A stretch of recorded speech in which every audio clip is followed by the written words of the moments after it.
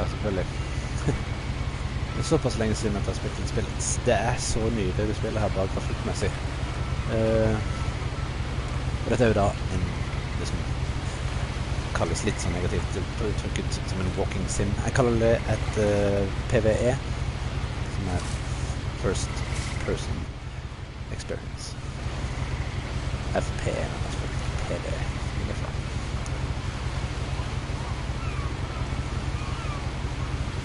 Jeg har faktisk glemt litt grann kontrollen. A lot of this isn't going to make sense to you, and I'm sorry about that. I'm just going to start at the beginning with the house.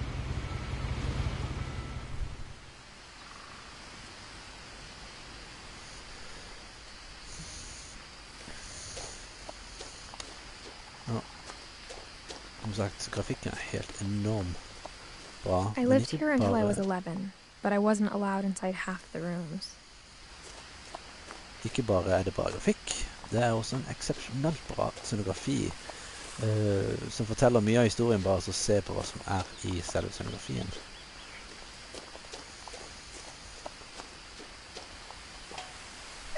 Inside the mailbox were bills from 7 years ago, marked urgent, open immediately.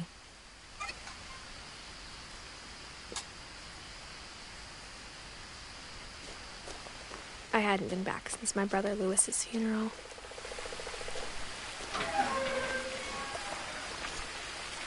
Jeg skulle virkelig likt å spille dette spillet her i VR. På min YouTube-kanal så spiller jeg veldig mye VR-titler, veldig glad i det medium. Tror det er fremtiden. My mother left me a key, but didn't tell me what it unlocked. Og jeg tror dette spillet her hadde vært ypperlig. Maybe she thought I'd know. Or she thought the mystery would be enough to bring me back. Nøkkelen, ja, hva er det den, ja.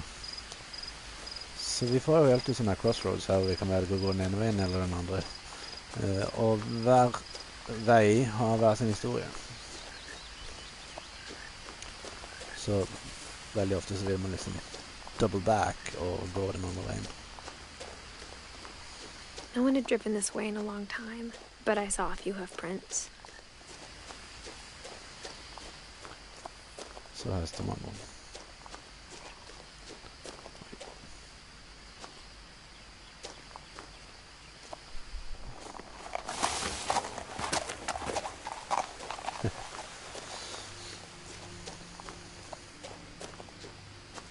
Ah, det er vakkert. Det er så pent. Nei, jeg skal slutte å kommentere det. The truth is, even after I inherited the house, I never thought I'd come back to it. But now I had questions about my family that only the house knew the answers to. Se på der. The house was exactly like I remembered it, the way I'd been dreaming about it.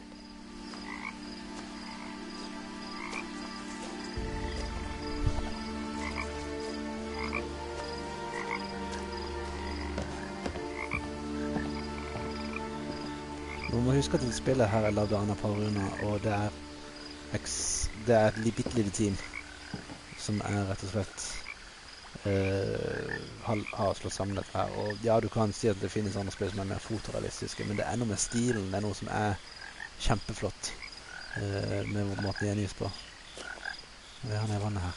Det ligger et eller annet. Kan jeg zoome? Ja, det kan jeg. Missing. Hva skal jeg se?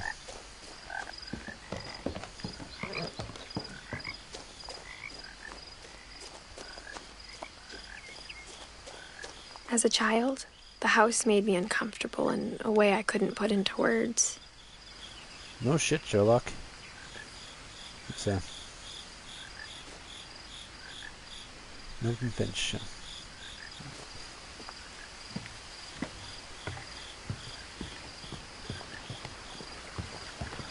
I asked Edith once about the dragon in the pond. She said it had killed her husband. I was 6. It seemed like an odd joke to me, even then. Now, as a 17-year-old, I knew exactly what those words were. I was afraid of the house.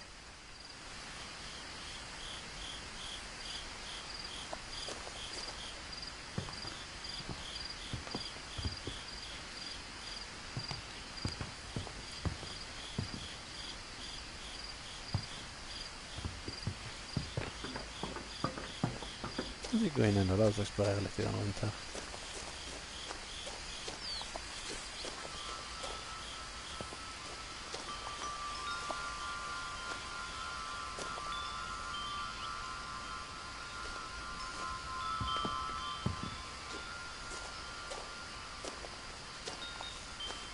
The house felt like it had always been here. Even the swing set was older than my mother.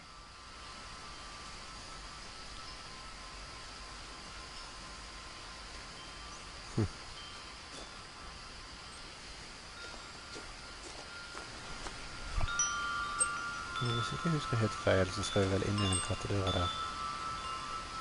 La oss bare fortsette.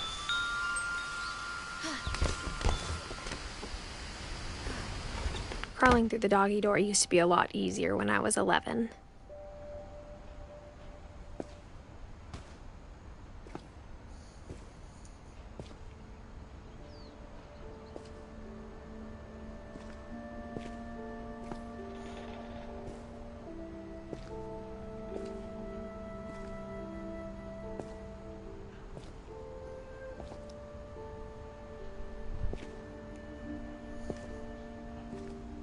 Badebasseng. Og så har vi en benk. Arbeidsbenk. Det er ganske intrikat tvinge, jeg skjønner ikke helt hva det er for noe. En bil. Tillukket.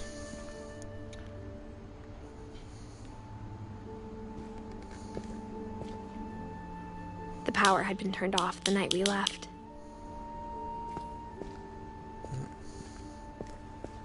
Så jeg gå på der med han også. For the first time in years, I felt like I was home.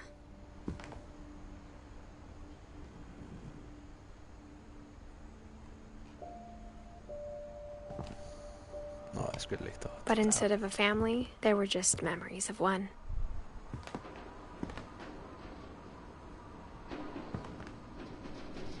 Like how after Louis started working at the cannery, we all got sick of eating salmon. Except our cat, Molly.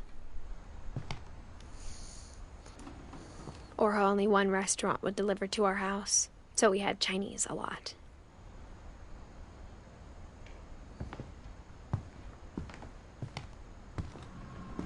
Nothing in the house looked abnormal. There was just too much of it, like a smile with too many teeth.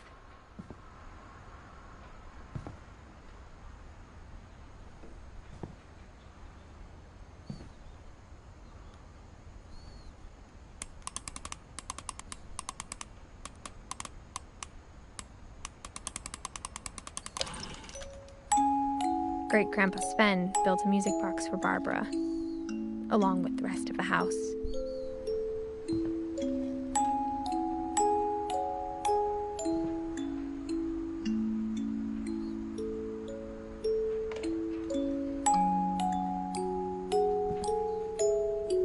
Mom always told me to stay out of the basement, so I wasn't too surprised when the key didn't fit.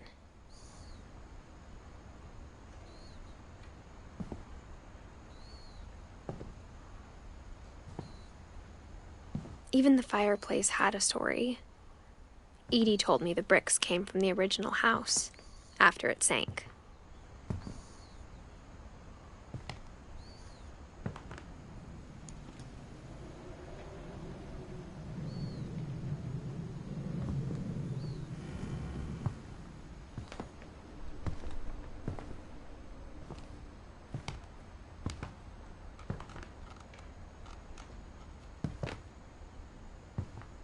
The table was still a wreck from the night we left.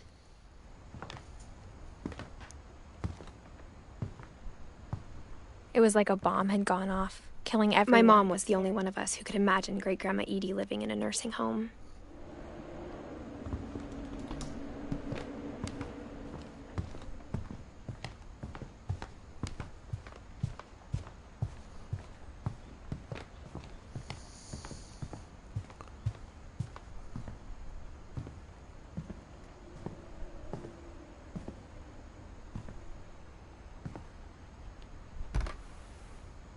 Edie told me once that every Finch who ever lived is buried somewhere in the library.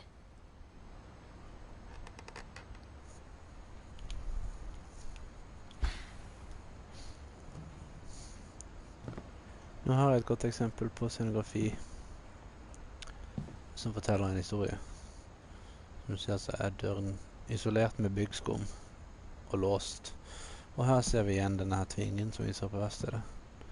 Vi har sett laget spesielle låser for å kunne lukke igjen rommene. Når det kommer i spill senere i historien selvfølgelig, med tanke på en mor her som har en ganske syk oppfattelse av verdien av en persons værelse i det den dør. Det er derfor dette huset her er bygd på så mye. Men vi kommer der til. My mom wasn't much of an optimist, but she never stopped believing that my brother Milton was alive.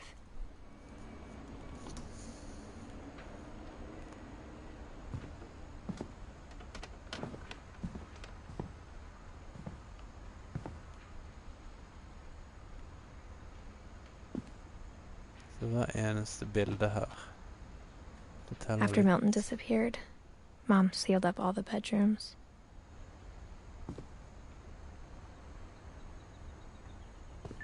Then Edie retaliated and drilled peepholes.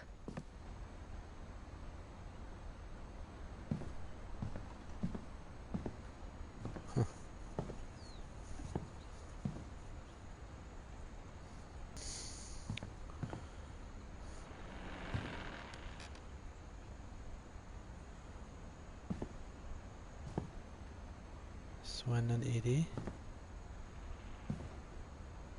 Calvin, Sam. Ikke så mye styr de måtte styre med rettigheter på bilder og diverse ting. Så hvis jeg ser det som malt ut, så er det mange av de her som er som rene fotografier. Så det er litt morsomt å se på ryggene av bøker som er i scenografi. Er de ekte eller ikke? Tales of the Taste and Tommy's Taming of the Sea, A Fisherman's Guide, The Book of Wonder, Time and the Gods. Så jeg har faktisk brukt litt tid på å skrive. I noen spill, spesielt svenske spill, så gjentar de bare de samme titlene, men det er alltid på svensk, og det går liksom ikke an å lese, for engelskmenn kan ikke lese det. Edie's father Odin built the original house. Så er det bare at han faktisk ser litt ut som i vår egen Ibsen. Odin. Slik den saga. Malt liksom landskapet. Fint. Men det er alltid veldig creepy bilde. Ok. Molly. Er det ikke du som vi skal inn til første ro? Der har vi en dør som er oppe, vet du. I spent a lot of time playing in Great Uncle Walter's room.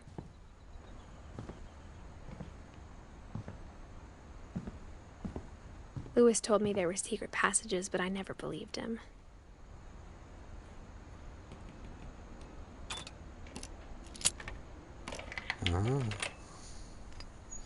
Good litt jeg husker når jeg spiller. Turns out, my mom was really good at keeping secrets. Now it was time to find out what my mom had been afraid of.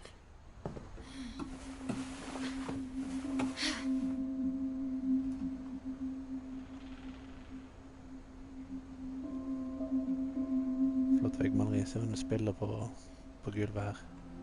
Reading this, maybe it sounds like I had a plan.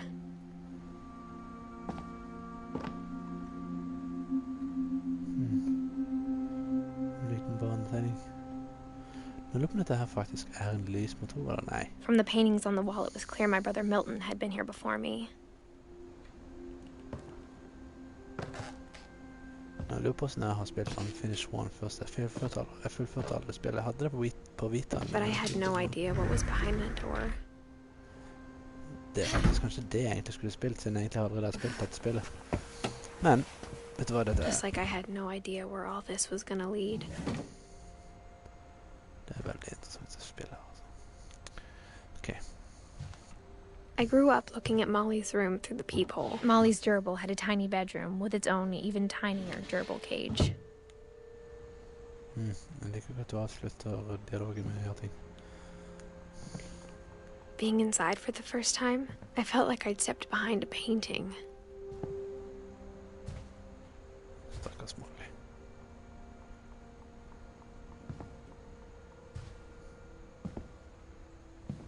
I got the sense Edie had spent a lot of time here, before my mom sealed the doors.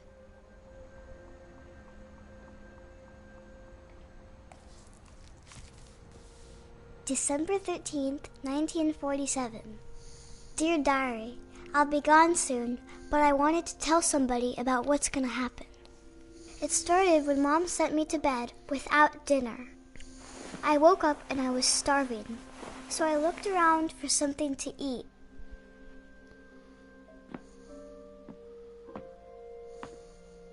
The gerbil food was dry, but I didn't mind it.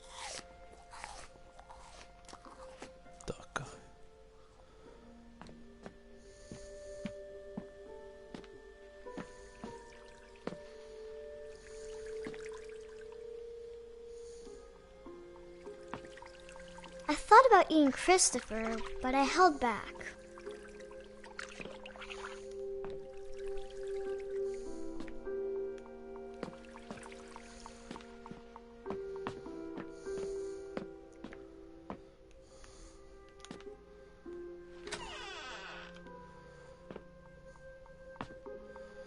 Så här spelar vi I kept eating and eating.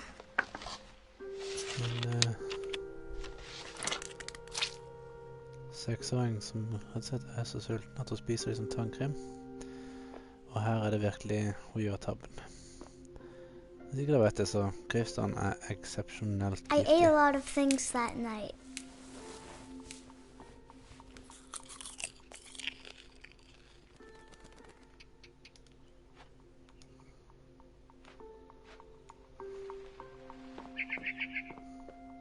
Then I heard chirping outside my window. It was a barn swallow going back to her nest. I reached out for her.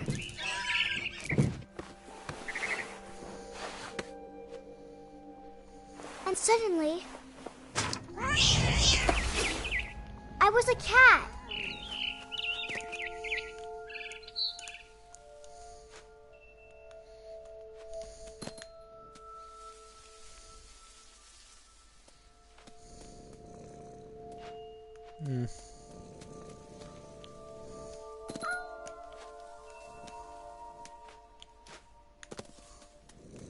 I tried to be quiet, but the bird was really scared.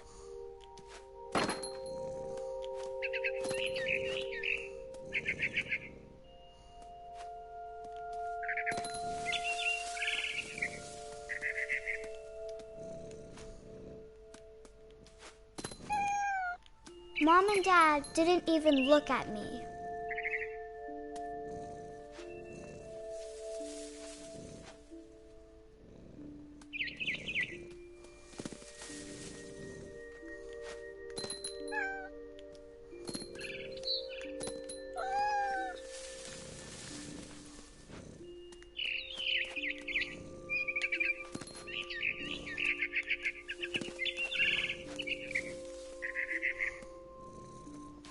I jumped and I almost got her.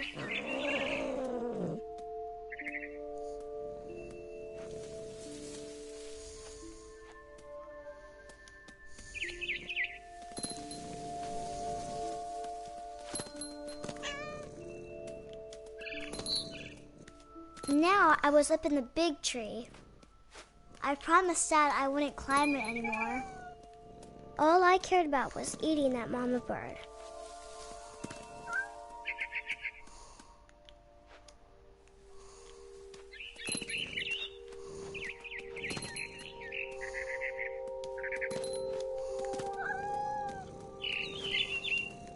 I gobbled her up.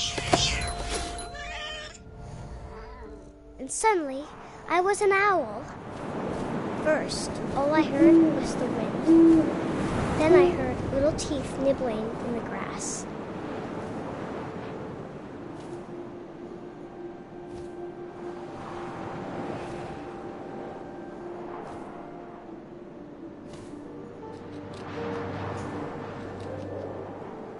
Rabbits.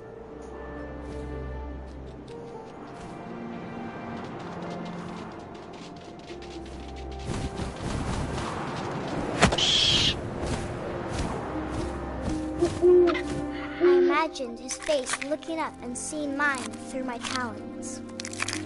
I swallowed him up, and I didn't chew one bit. Then I flew off to find something bigger.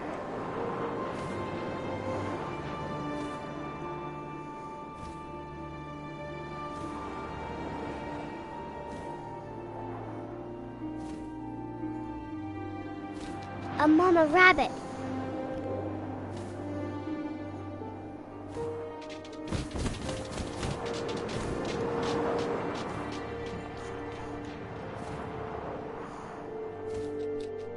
Where are you?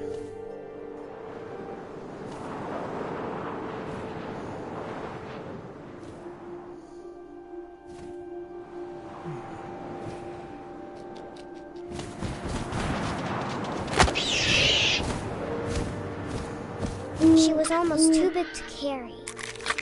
I started choking, but I couldn't stop eating. And suddenly, I was a shark.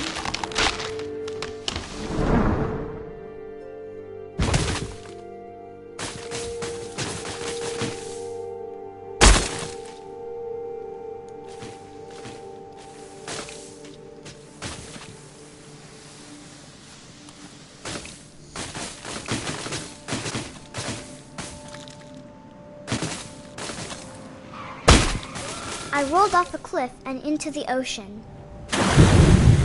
Now, I was hungrier than ever.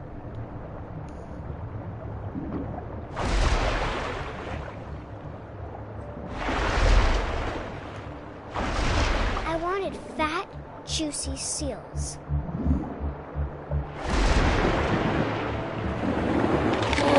I tore off her flipper, and it tasted really good.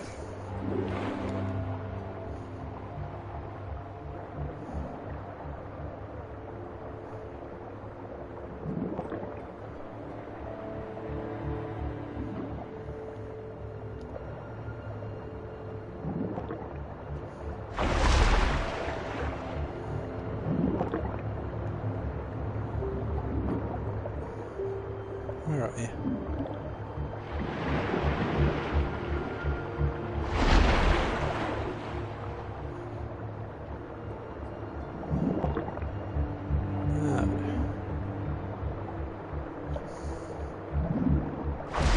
Grabbed on tight. But I was so hungry, I jumped out of the water. When I opened my eyes, everything had changed.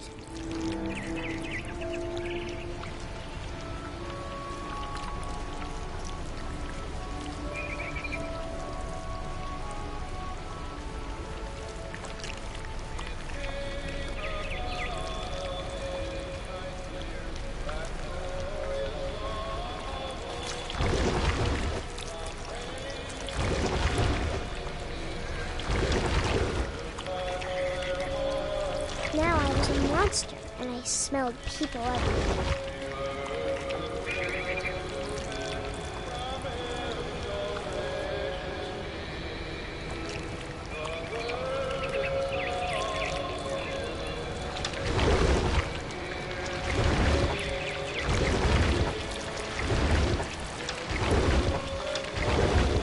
I was big, but I moved real quiet.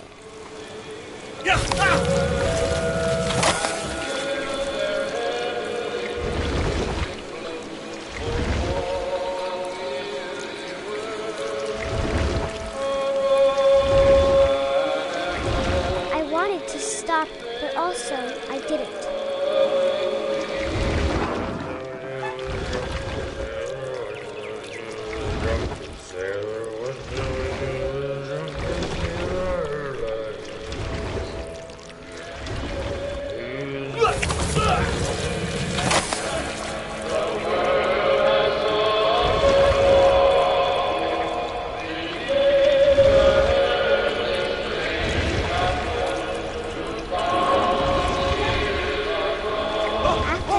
Passenger, I was still hungry. And to cross the water, I smelled something new. Something I had to have, so I swam towards it.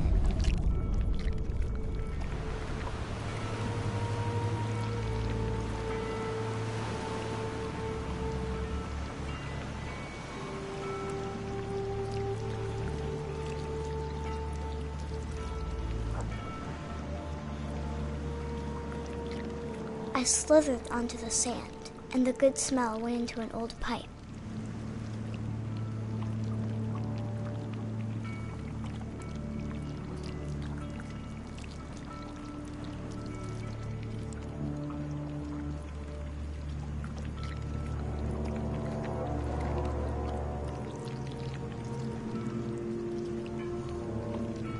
I got closer and closer.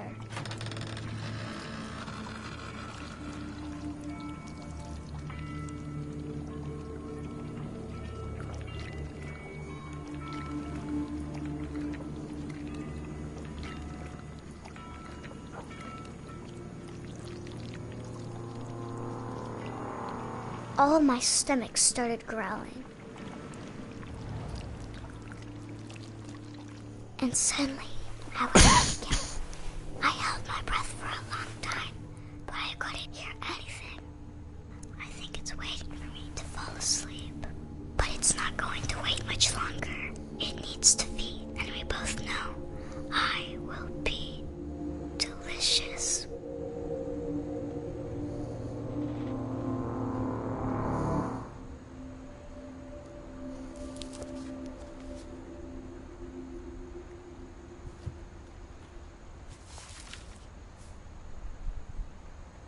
I'm not sure if I believed all of that, but I'm sure Edie would have.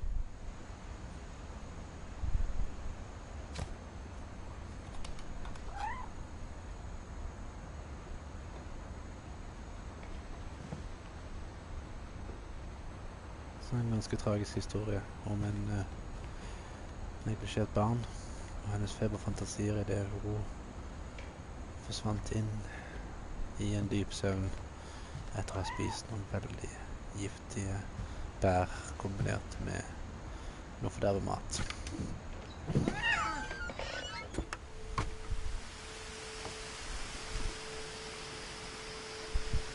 This will be obvious later, but my mom never told me any of these stories. Edie would have, but Mom didn't like bringing up the past. Though, when we adopted a stray kitten, she was the one who named it Molly.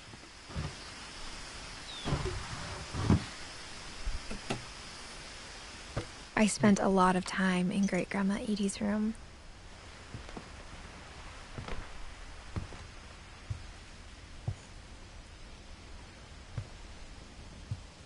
Her room was like a museum.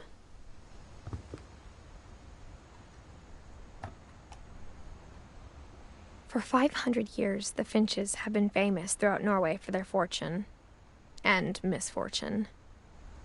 Odin Finch buries the latest victims of the family curse, his wife Ingeborg and their newborn son, Johan. On January 7th, 1937, he set sail with his family and his house, hoping to leave the curse behind. But 40-foot waves off the coast of Washington send the house and Odin to the bottom of the sea.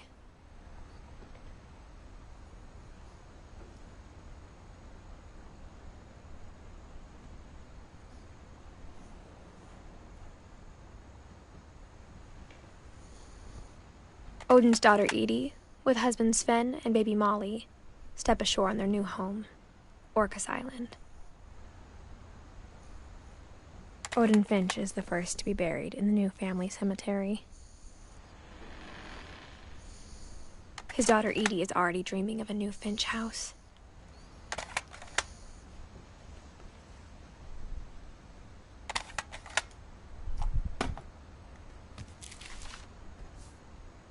Whatever's wrong with this family, it goes back a long ways.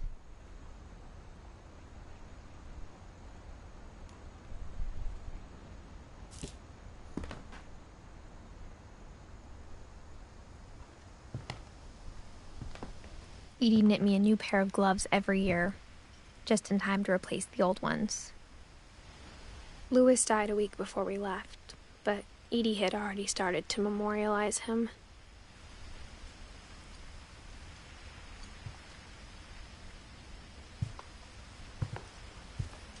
Edie gave a big interview about a mole man living under the Finch house. My mom was furious. I hadn't thought of myself as Edith Jr. for a long, long time. One summer, they evacuated the island, but Edie refused to go. For a few weeks, she was a celebrity. When Edie told people Sven was killed by a dragon, she could also have said he was building a dragon-shaped slide that collapsed. She could have, but she didn't.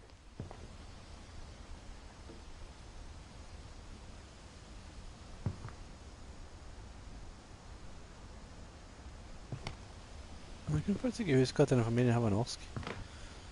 Det er morsomt her med detaljer av det norske flagget og sånne ting. Har vi en Sleepy? Har de lov til det? Er ikke det litt sånn Disney? Even in her 90s, sometimes Edie seemed a lot younger than my mother.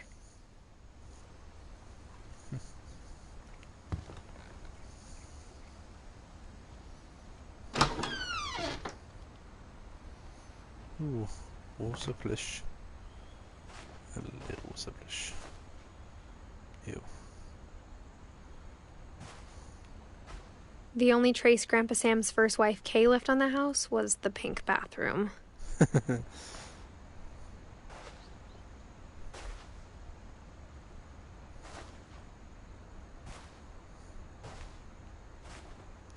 It was a pretty big trace.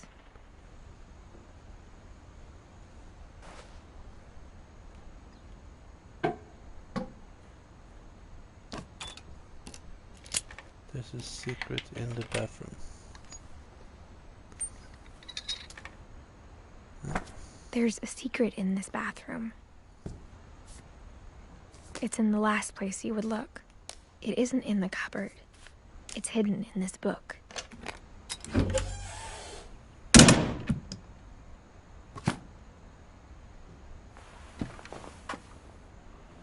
Det er så mye som flotte detaljer. Sven gave Sam an old camera he'd refurbished. He never put it down.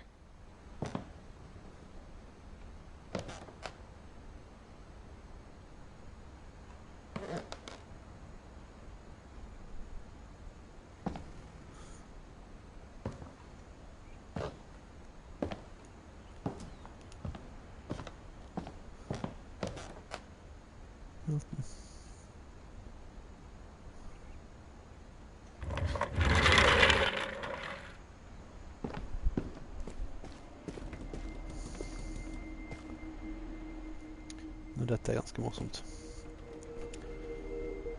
Scenografimessig. Så ser vi at det er en tydelig linje. Og to forskjellige gutter som bor i dette rommet her. To tvillinger med hver sin interesse. Den ene er opptatt av militæret, og den andre er opptatt av romvesen, eller rommet. Fort Calvin, Fort Sam.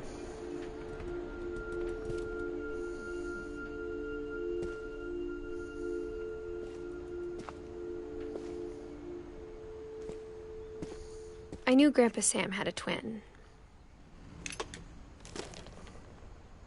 And that he never talked about him.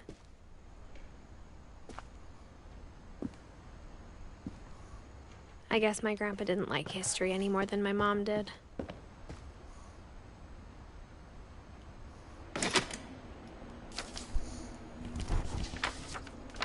How I Want to Remember My Brother by Sam Finch. The thing I remember is that when he made up his mind, that was it.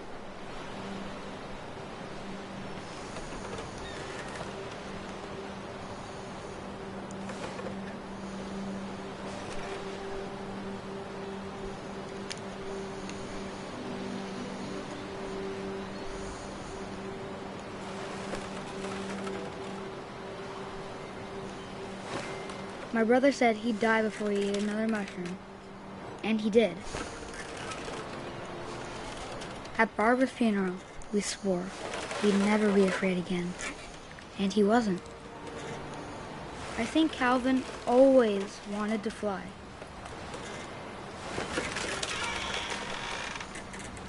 Sam! Calvin! Dinner's ready! Coming! But that day, he finally made up his mind to do it. I told him going around was impossible. Maybe if I hadn't said that. Calvin, I'm not gonna tell you again. Maybe if the wind hadn't picked up. Then maybe he'd still be here. But I doubt it. I think he'd already made up his mind. That's what I want to remember about my brother.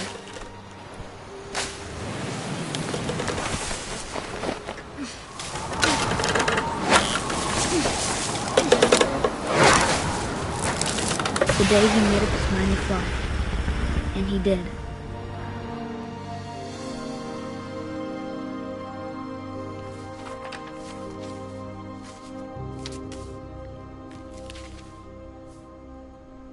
Calvin's story felt strangely familiar.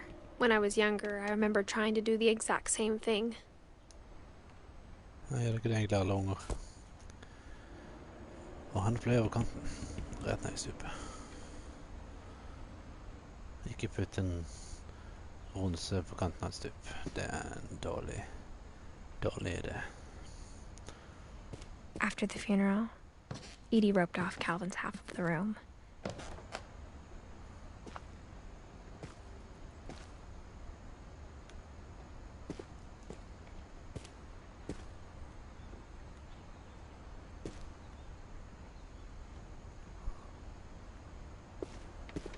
Mom said Grandpa Sam enlisted at 18 and never set foot in the room again.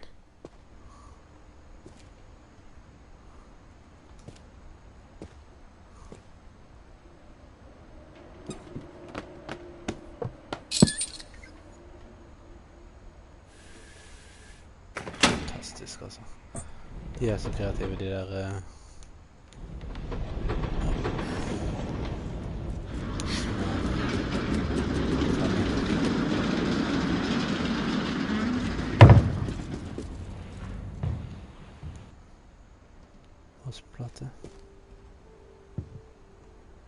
The passages were a pretty tight fit. They'd obviously been built for smaller hands and bellies.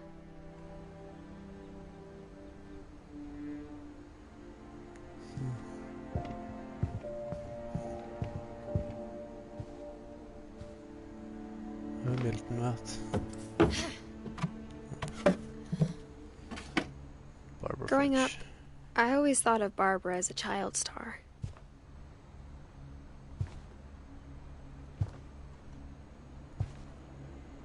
I never thought about how hard it must have been for her afterwards.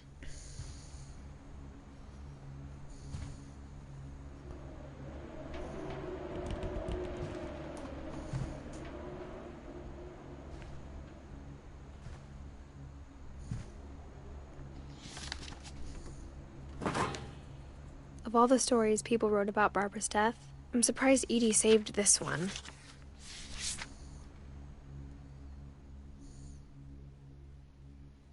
Old Jack here with another ghastly tale inspired by America's most unfortunate family.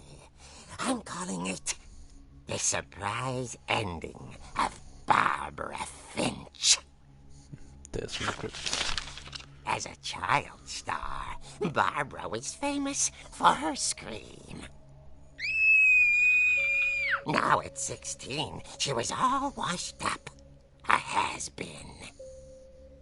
But in a lucky break, she'd been asked to perform her signature scream at a local convention for monster movie fans.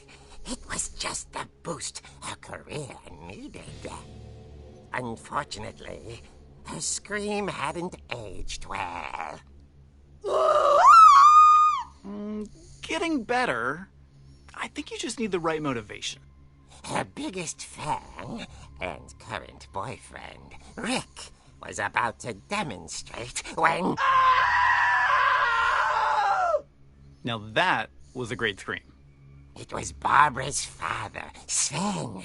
He'd slipped into a table saw and had to be rushed to the emergency room. So Barbara got stuck babysitting her youngest brother, Walter.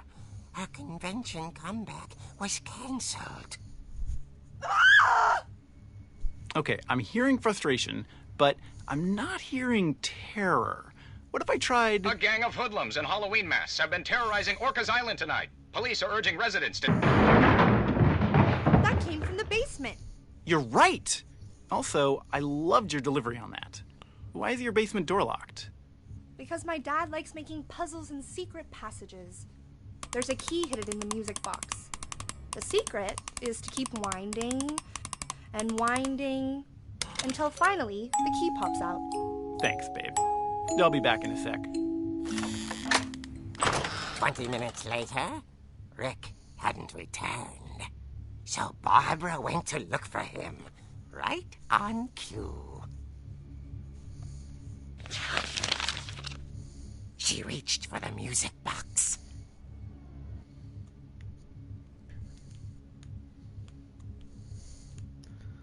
What? Oh. And as she wound the key, she listened for Rick, but the house was silent.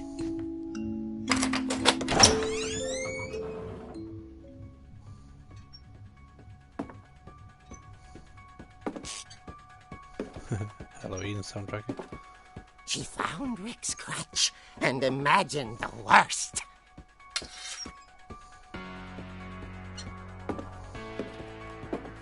Vad ställer sig det? Gud, det har väl betalt mycket för att den musiken. The gang's leader is the infamous Hookman killer, Dr. Carl Hamill, who impaled and then ate his family 10 years ago tonight.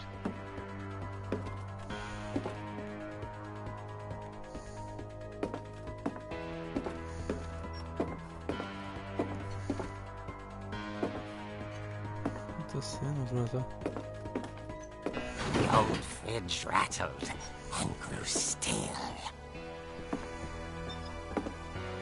Oh dear! Oh! Rick? Barb, relax. I was just trying to scare you to help you find your scream. Well, I'm not scared, Rick. I'm furious. Then act furious. All I'm getting from you now is that you're hurt and confused and you... She threw him out, but she kept a little something to remember him by.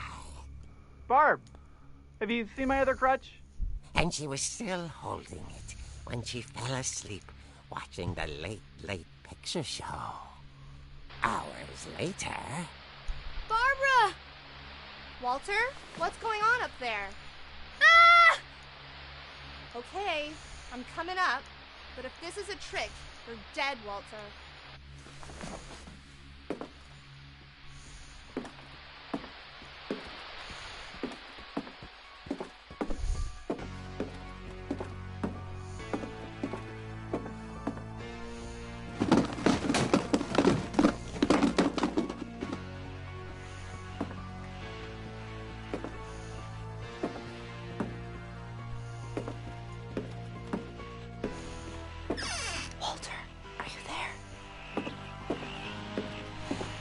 Walter had vanished, but his bedside radio was still on. Orcas Island police describe the man as 6 feet tall, with a steel hook for a hand. Residents are urged to lock all doors and windows and notify the police of any suspicious activity. Barbara turned, saw the hook man, and was speechless. He was quite smashing.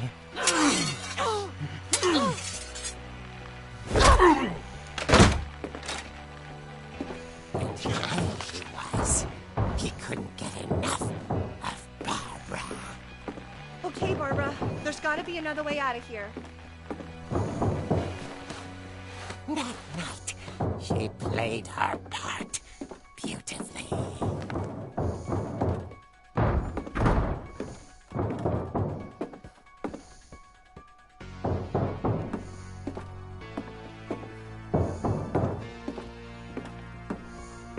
Molly's door hadn't been opened in years. The hinges groaned.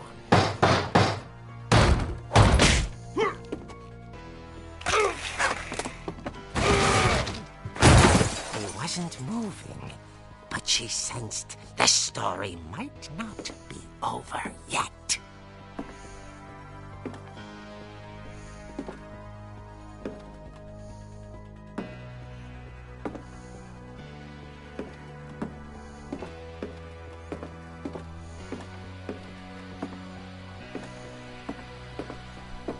The hookman had vanished. She listened for his breathing, but all she heard was...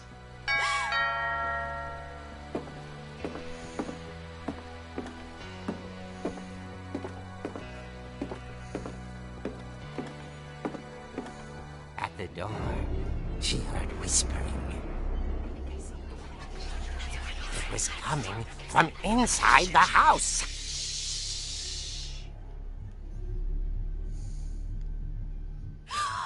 Oh dear.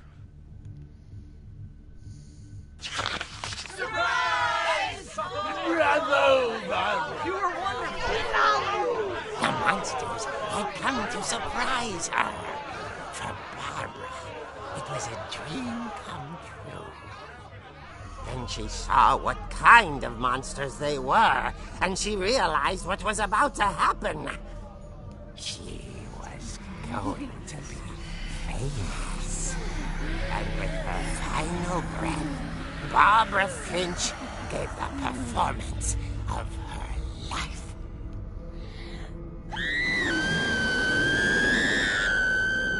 I wasn't there myself, but I hear Barbara was magnificent. Poor girl. She had a taste for stardom. But unfortunately, so did her fans. Of course, the police blamed it all on poor Rick, who disappeared the same night.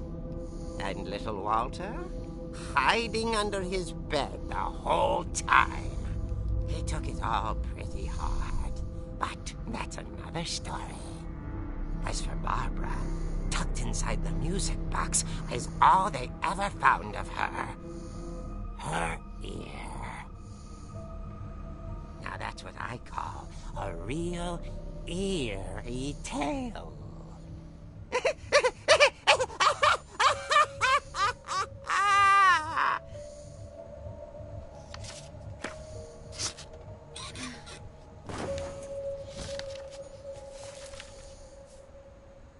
Edie told me all Barbara wanted was to be remembered, as absurd as that comic was. Maybe what Edie saw was a happy ending.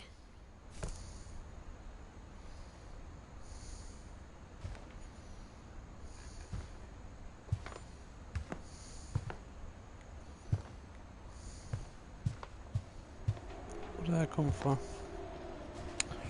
Så. Jeg må ikke ned igjen og ut.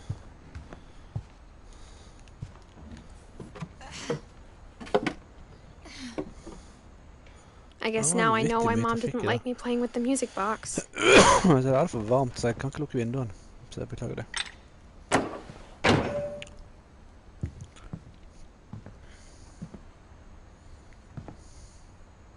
Whenever people ask me about my family, the first thing they always want to know about is Barbara.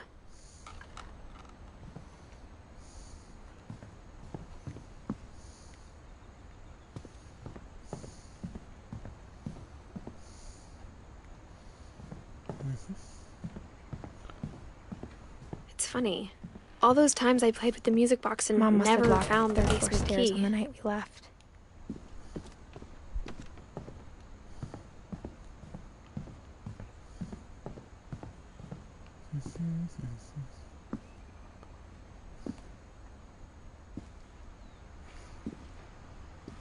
Så da har vi sett dette her i tennisøyen. Bare fortsette.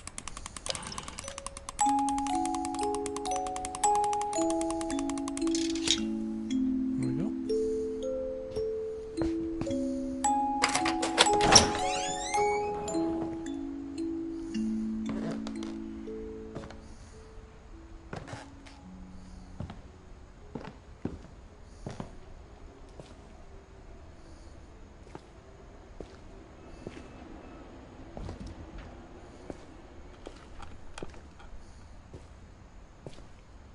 Mom said the basement was off limits, unless I wanted another tetanus shot.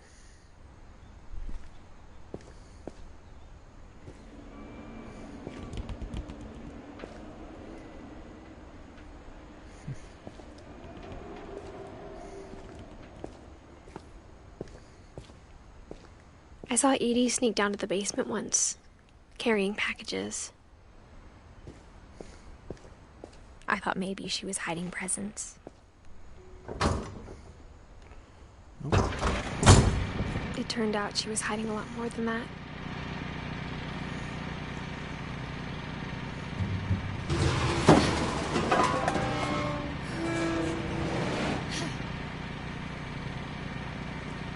I remember asking Mom once about where Walter had gone. She said after Barbara died, he got as far away as he could. If there's a pattern in all these stories, I think it's that none of us has gotten very far. Goodbye, everyone. I can't believe I've been down here for 30 years. On that first day, after the shaking started, I didn't think I'd survive a week.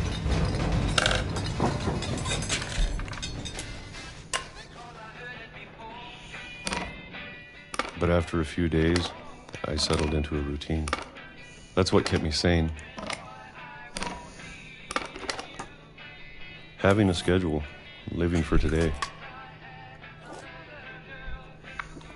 I always expected to be dead tomorrow. But if you wait long enough, you get used to anything.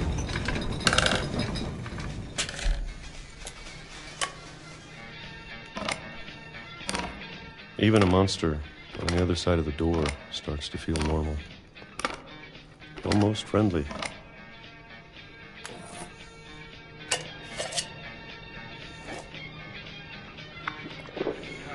And then one day, everything just stopped.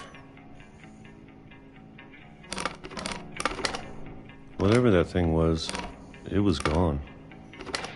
Maybe it got tired of waiting. Or maybe I just got tired of being afraid.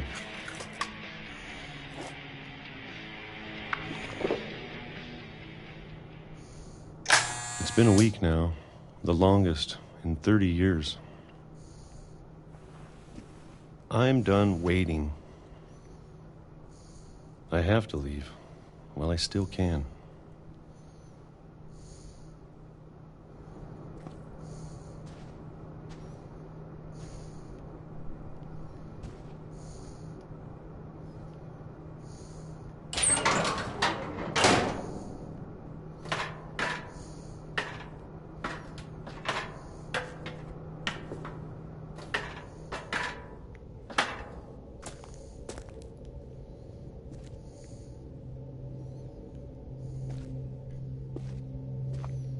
I know it's out there, somewhere. Whatever killed Barbara and Molly and Calvin. Maybe this is all a mistake. But I need to stop living the same day. Even if it kills me.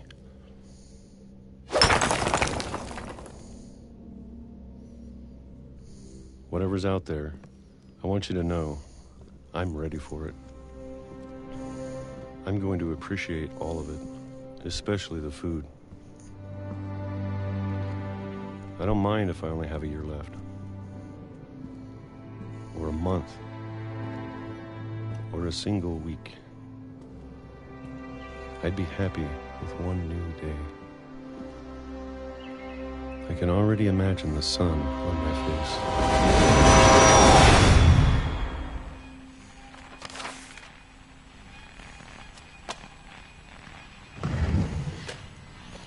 Yeah. Walter died when I was 6. I can't believe my mom never told me he was down here.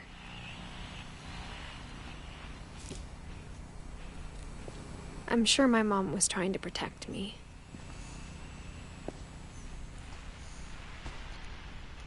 Ta noe i det.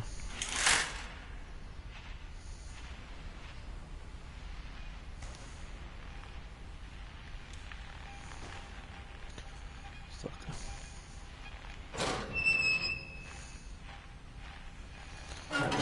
De sier at man endelig tør å gå ut, og det første som skjer er at det blir påkjørt av et tog.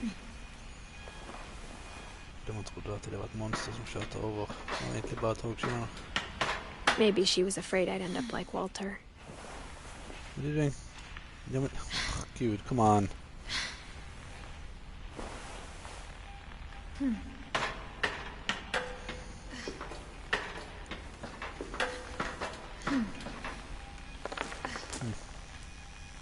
But if she never told me about an uncle under the house, I can only imagine what else she was hiding. I don't want to make the same mistakes she made. The hell? You. Trying to bury something that's still alive. Now that there's only one of us left, or maybe two, I thought it was time I heard the stories for myself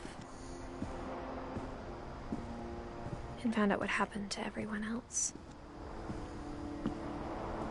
But now I'm worried the stories themselves might be the problem. Maybe we believed so much in a family curse, we made it real.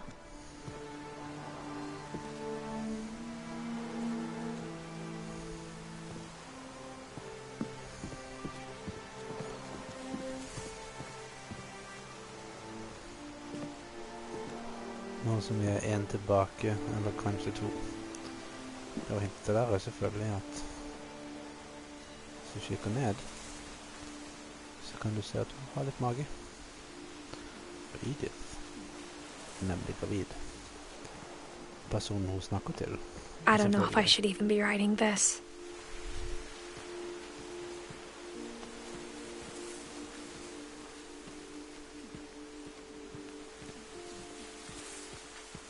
Maybe it'd be better if all this just died with me.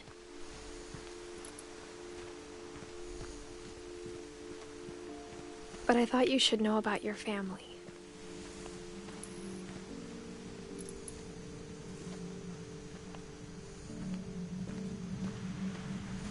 And the history you're a part of.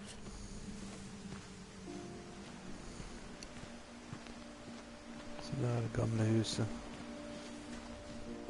Som du kan fortsatt se lyset gå på. Nå får jeg ikke lov til å gå i de vannet.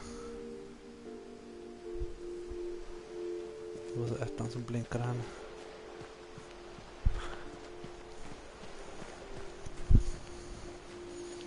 Though to be honest, I feel as lost as you probably do right now.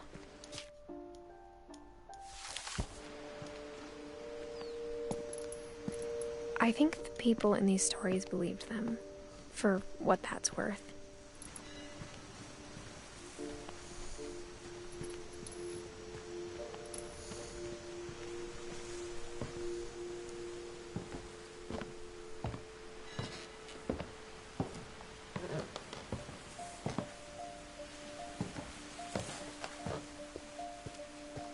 And when you look at the house, that history of imagination and stubbornness and madness, any of it seems possible. Jeg merkte hvordan det er liksom bare bygd med et vanlig hus og nivå på nivå på nivå bygd på toppen av det. Det er veldig fint. Igjen, et godt eksempel på et spill med eksepsjonelt bra scenografi. Voice-scenografien rett og slett forteller mye av historien, som er veldig kult.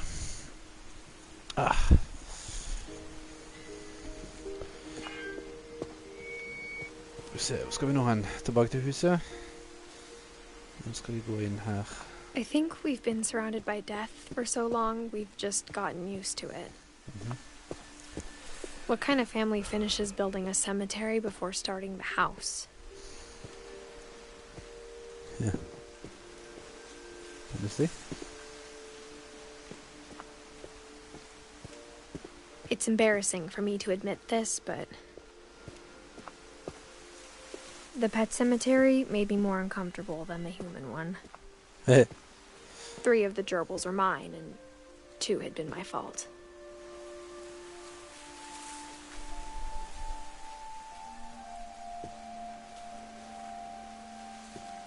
Pet cemetery. Sven built the house, but it was Edie who designed the cemetery.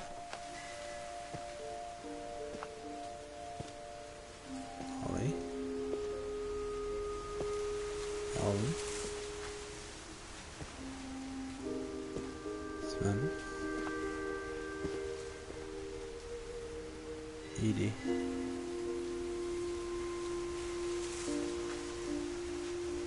Nettopp det. Walter. Kan du se.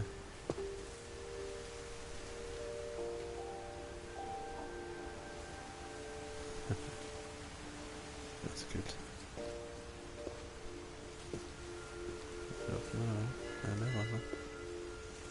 Barbara, siden Hollywood-stjerne.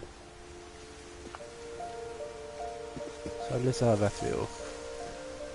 Edie er der bestemor, som døde sist. I'm sure Odin's monument had been Edie's idea. My mom was always trying to move on, but for Edie, the past never went away. Det er huset som har sunket, mens de har flyttet vekk. Det er Odin som... She could see it poking out of the water at low tide.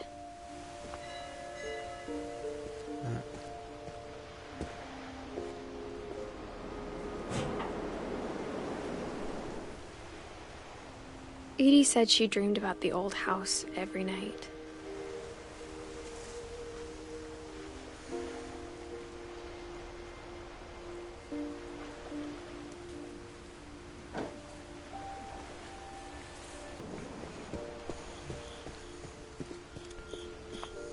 Edie's side was always easier for me to understand.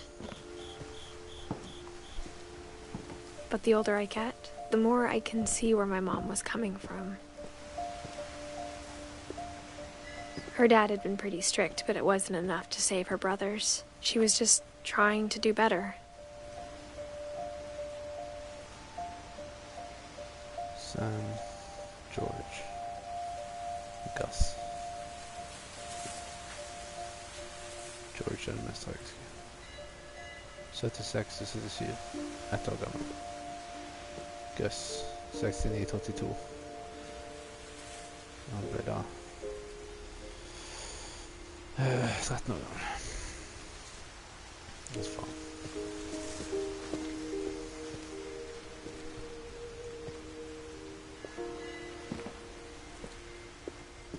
Melton.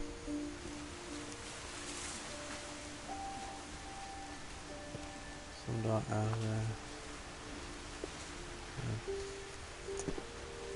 Unfinished Swan. 8. Sanjay Kumar. She lost 2 of her brothers, just like I did. I get why she tried so hard to protect us. Så det er tydeligvis mine brødre. Eller Edith sine brødre. There's so many things I wish I could ask my mom now. Part of me thinks this is what she wanted all along. For me to come back someday and find everything out for myself.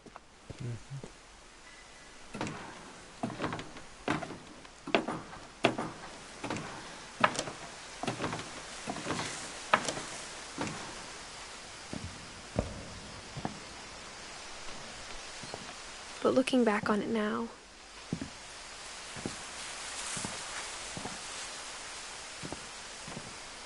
if she told me there was going to be so much climbing, I never would have come when I was 22 weeks pregnant. Lite bättre nå. Nu har en baby mom. Men var det där? Ja.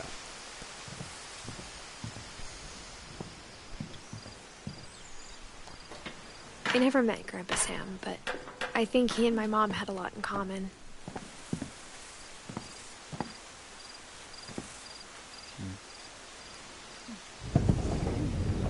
They were both pretty intense.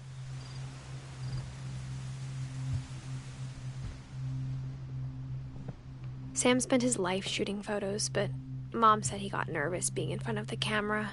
I guess we're all afraid of something.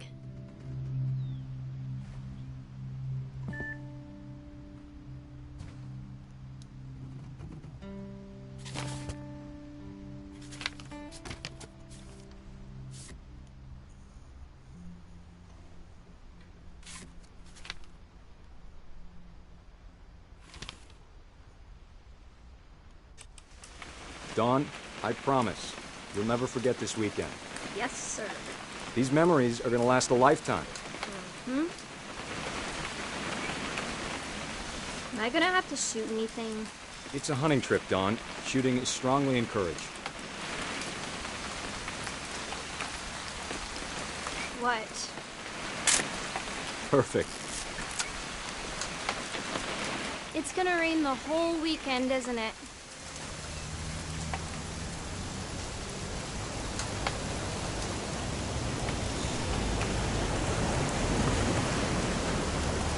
Never forget this weekend, Dad. That's the spirit. Okay, got it. I'm gonna take some pictures, okay? Just be careful. That camera's older than you are.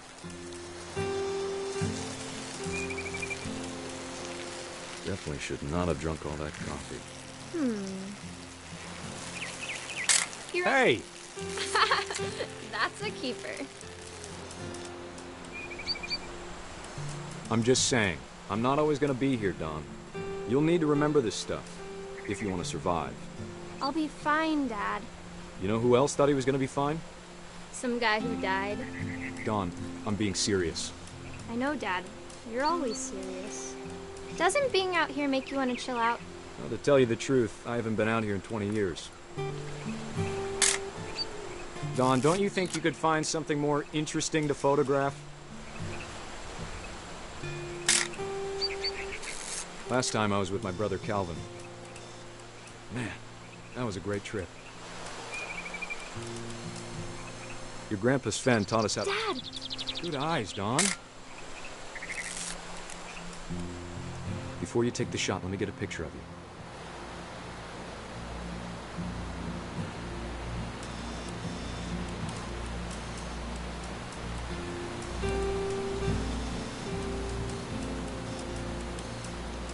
Dad, I... Just breathe. Turn off your imagination. Let me get behind you. Do I have to do this? Dawn, you don't have to do anything. But if you want to survive, you'll need to be strong.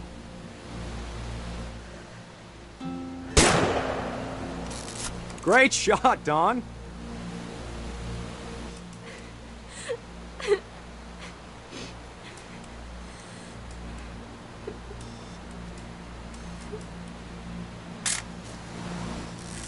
I'm proud of you, Dawn.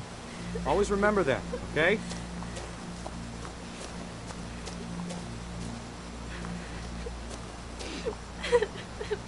Come on. Dad, it's twitching. I think That's it's totally normal, Dawn. Just focus on the camera. Try not to think about... Dad!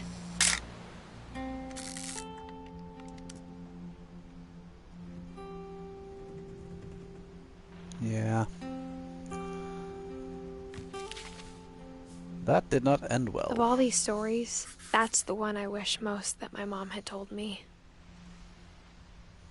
Så det ble jo da hennes bestefar, rett og slett. Ok. Det er et spill som handler om å eksplorere og egentlig bare ta inn omgivelsene. Altså disse her morsomme... Se på den puta der for eksempel. Det er en designpute som jeg kjenner igjen fra 70-tallet. Nå har vi som har et smykke stativ ut fra en buck horn. Det er det en som vi kaller en four-pointer. Trivlet. Clear skies. Og den skuddfly igjen. Så du finner masse informasjon i scenografien hvis du bruker litt tid til å gå rundt og lese forskjellige detaljer og se på bilder og rett og slett bare lese omgivelsene, som er ganske kult. Så du kan få mye mer ut av spillet enn å bare følge den rette linja da. Men det er som sagt det som kalles for en kjærlig navnet er liksom walking sim, som blir litt sånn negativt belastet. Jeg kaller det for FPE, First Person Experience. Jeg skulle veldig gjerne hatt et spill i VR derimot. Ok.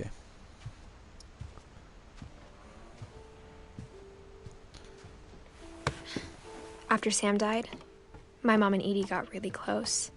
They'd both lost a lot. Å nei. Dette er det mest tragiske av de alle.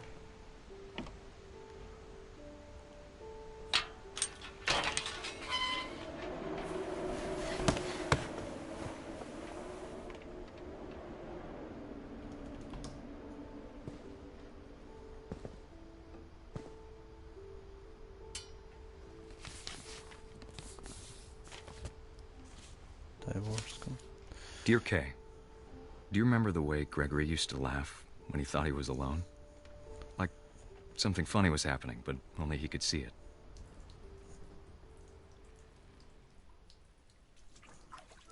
I think he saw things the rest of us don't.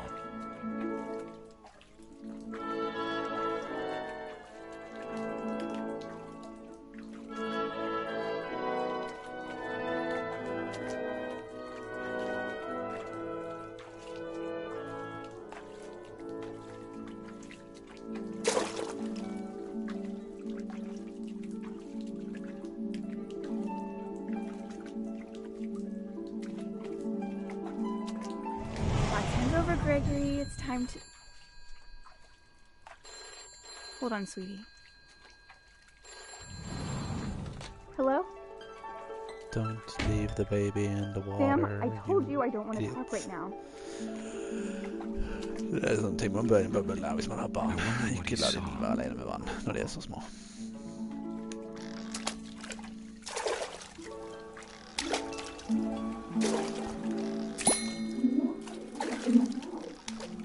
What his world was like.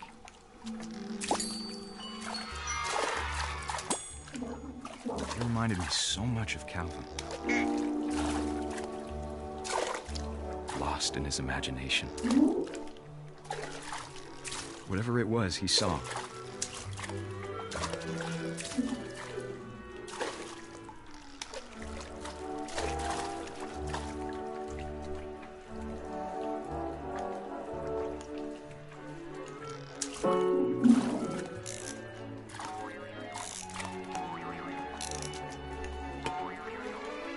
It sure made him happy.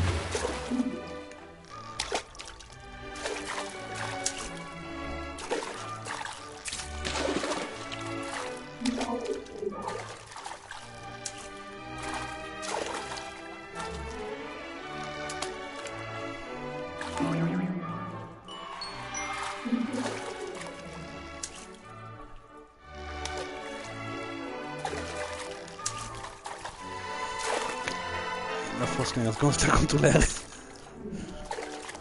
Come on.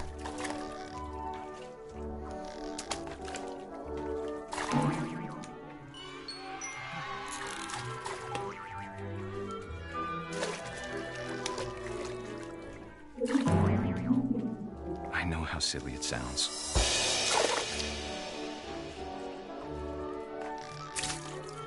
That I worried about a baby being too happy.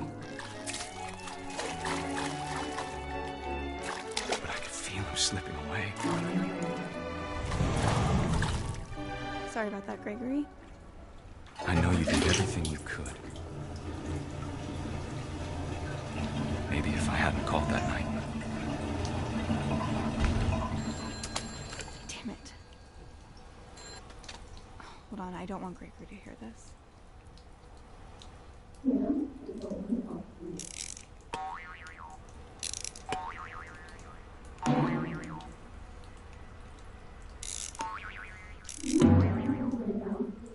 I wish he could have told us about the world he saw.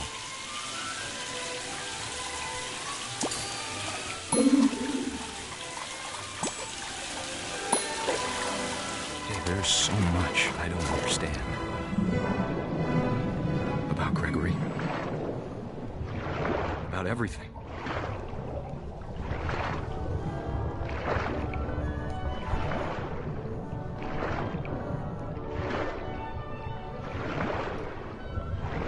But I know what happened wasn't your fault.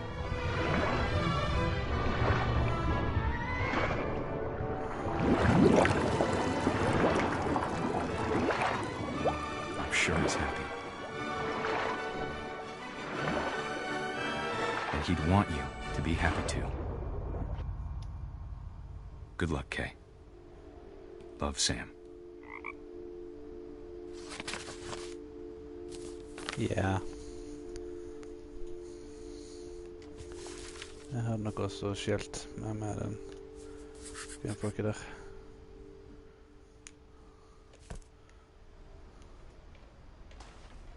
Det handler jo egentlig, hele historien her handler jo om negligering av barn. Spesielt Edith, som bestemor I denne historien. I can't imagine my mom ever writing poetry, and yet...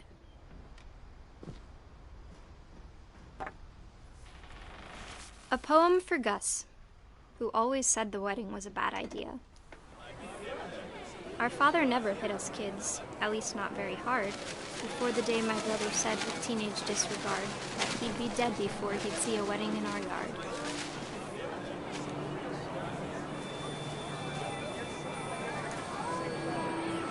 My father made him come, of course, but Gus stood far apart, just flew his kite and bottled up the storm inside his heart.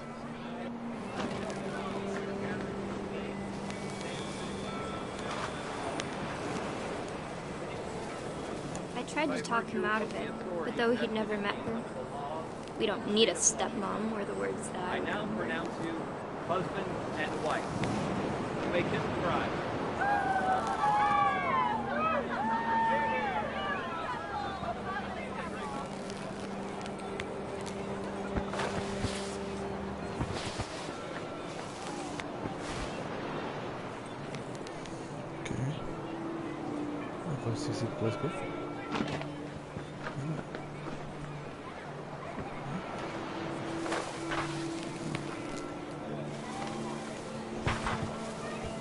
When the time for photos came, Dad ordered him to come here. But Gus declined, and as a sign held up his middle finger.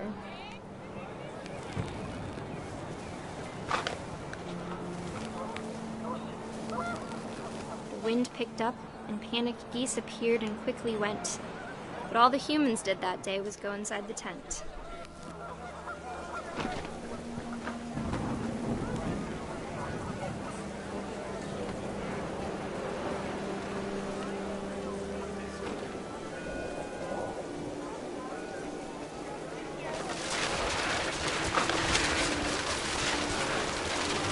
The rain came down in buckets then, but no one seemed afraid that nature might destroy the tent our dad had crudely made.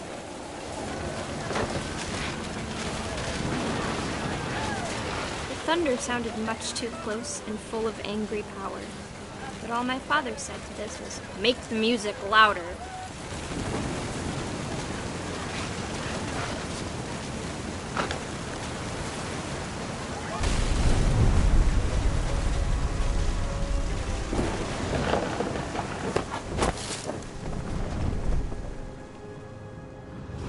I wish that I could truly say I thought about you on that day.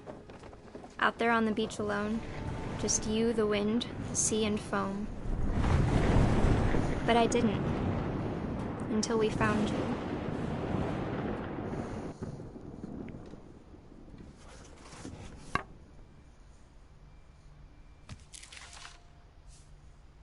She never talked about him, but Mom told me once if I was a boy, they were going to name me Gus.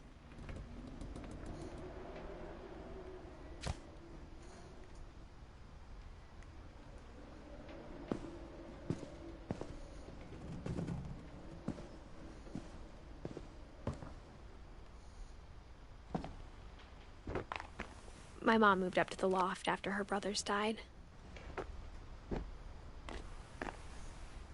At the time, it was as far away as she could get.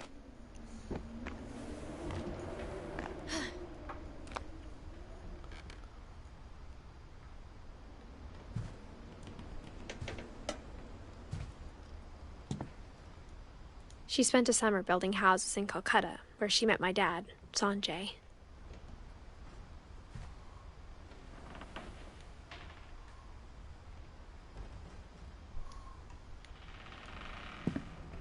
Religion was another thing my mom never talked about, but I think it helped her a lot after her dad died.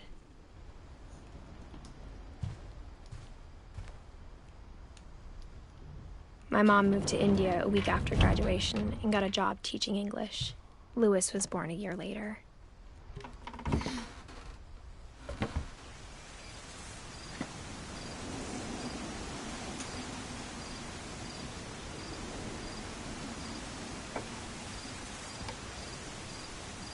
When my dad died, I don't think Mom knew where else to go.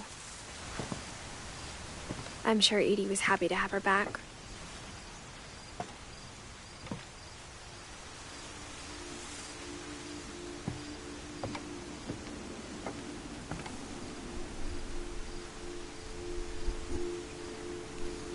The house had to get a little bigger, but Edie was used to that.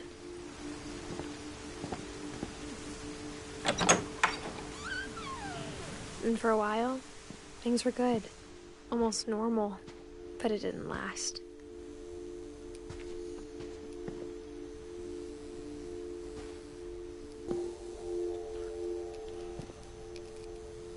Nu har vi mamma og Sanjay. Det må jo være meg, den som er i armen der. Så er det Milton som holder foran seg.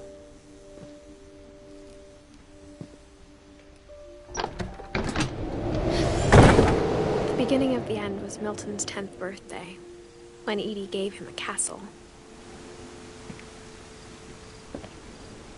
Dette er jo der hvor spillet ties inn, eller blir det som sammenligner med The Unfinished Swan. After Milton disappeared, the only thing he left behind was a room full of paintings.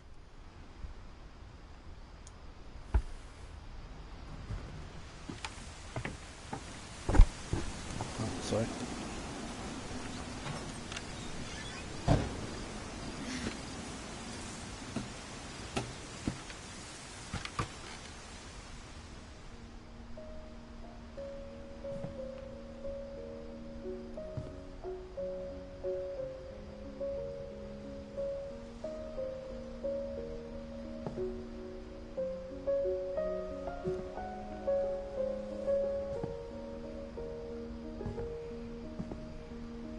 I think Edie was happy to finally have another painter in the family.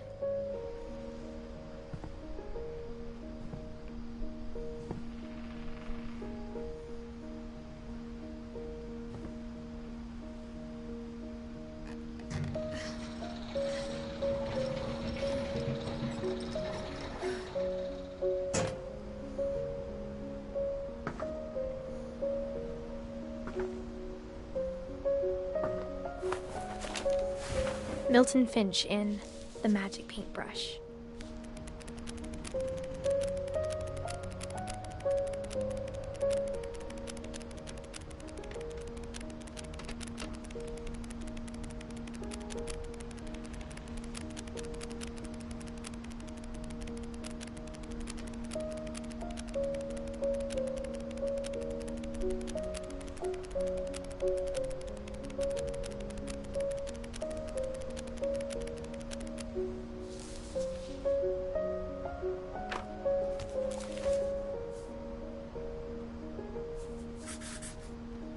I was 4 when Milton disappeared.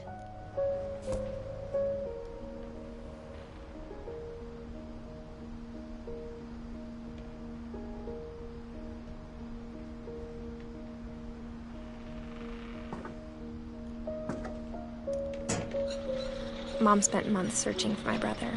Then she sealed the doors.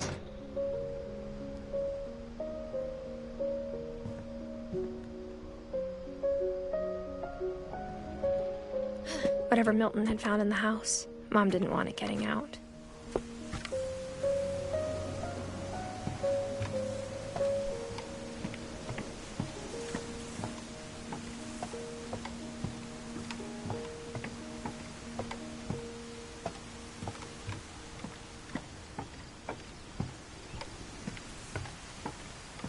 Så jeg fullførte aldri da Unfinished Swan.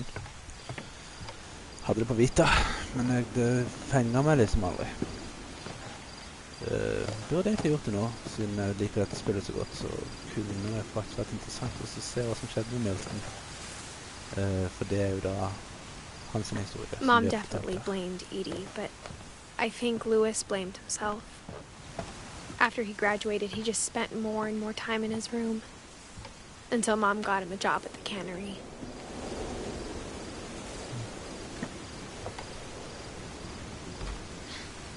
Everyone always told me to stay out of Lewis's room. Except Lewis.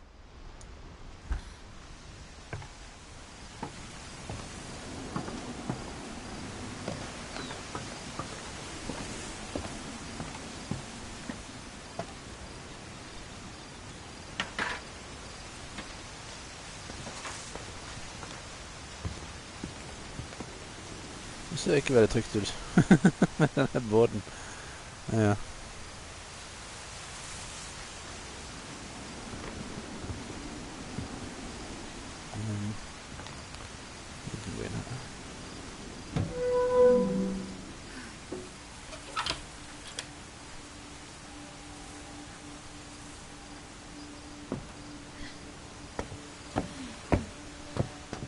Lewis's room smelled very, very familiar. That part of him lived on.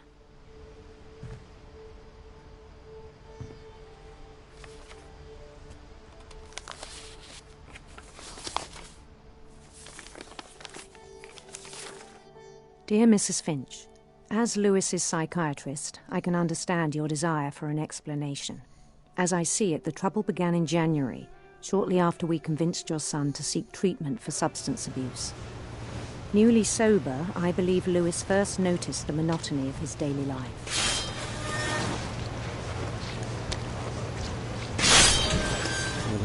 He kept working at the cannery. But he withdrew part of himself. In our sessions, I saw the same behavior. His mind began to wander. I asked him to describe it. He said he started small, imagining a labyrinth. Denne sekvensen her det faktisk mer interessant på PC med tanke på at du gjør den bevegelsen her med høyremus mens du bruker vastet til å styre her bruker jeg da venstre høyre spake. He'd feel his way about.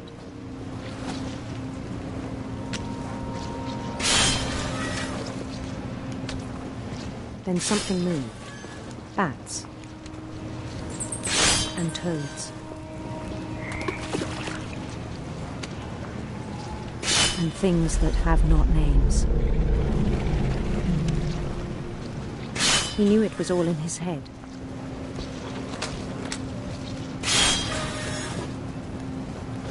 But he took it very seriously. I had hoped he'd find himself.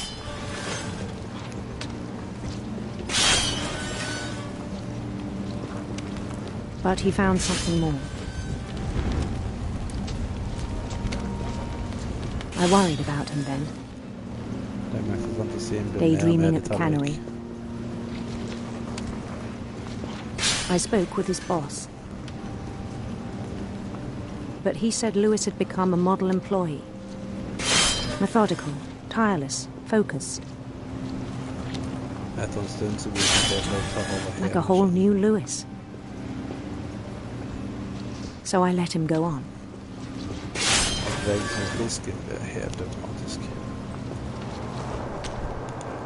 I even encouraged him.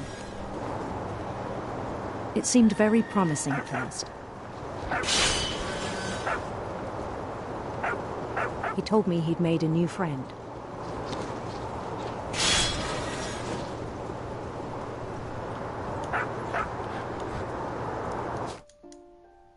Oops, sorry. On the edge of a city he named Lewis Topia. He built the city up slowly, brick by brick. Then he made musicians.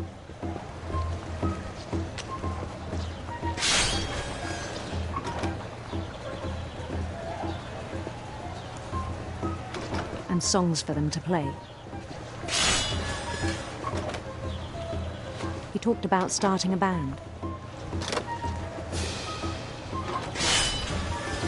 And he was always humming something. Every day his imagination grew stronger. He no longer spoke at the cannery. But his chopping was as reliable as ever. Then one day it struck him that all the cheering crowds, even the stones under his feet, were all in his imagination. So he could do whatever he wished.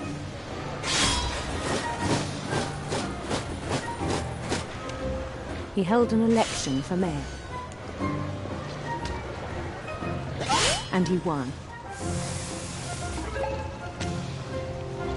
They begged him to stay, but his mind was already wandering. It became a game for him.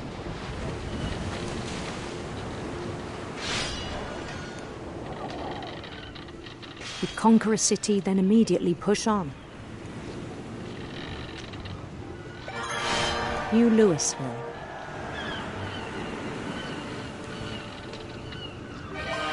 St. Louis. He started drifting away from our reality.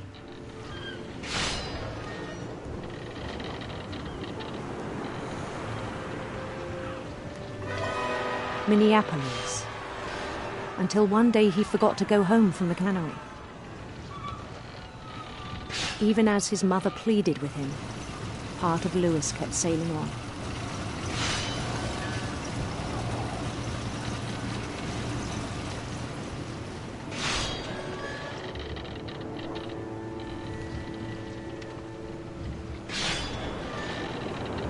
In Louisburg, he heard rumors of a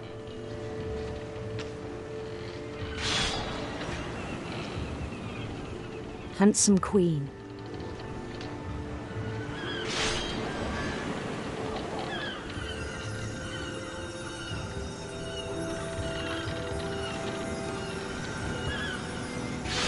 The queen was on her own quest for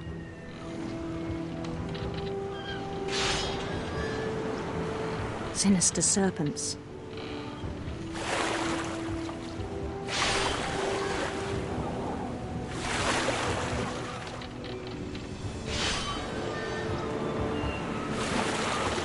He followed the sound of her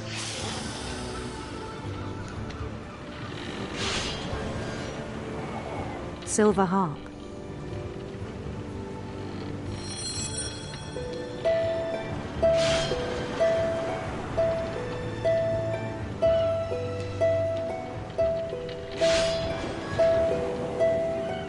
His chase led him to a golden palace east of the sun and west of the moon. Even then, his logic remained sound.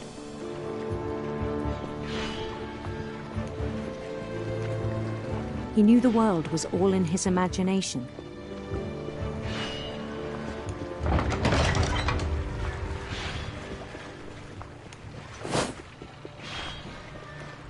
But he was so proud of having created it. In his own eyes, he'd become something greater than a king.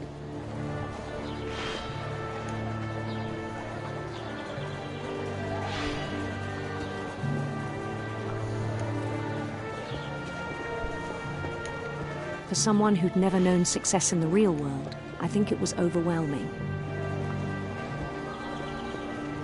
And then it struck him that the real Louis was not the one chopping salmon, but the one climbing the steps of a golden palace.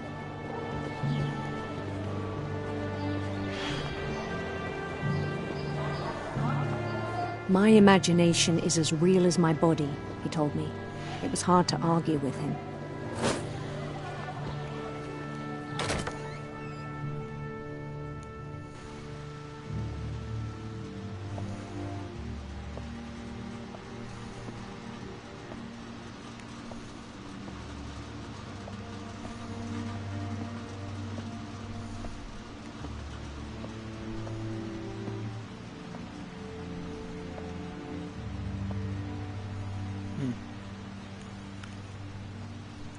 det må være hans skap på grunn av at de bestilte jo alltid mat fra Imperial Palace.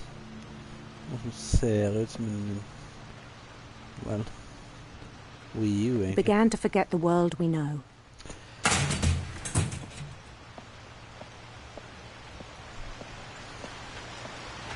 I think it pained him to remember Lewis, the cannery worker.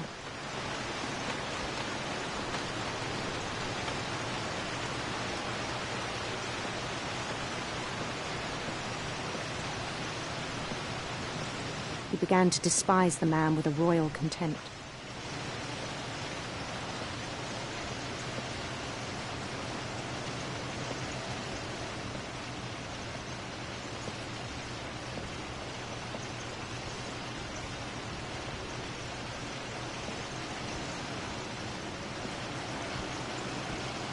I still thought I could save him. Even after he said he was being crowned king over all the lands of wonder.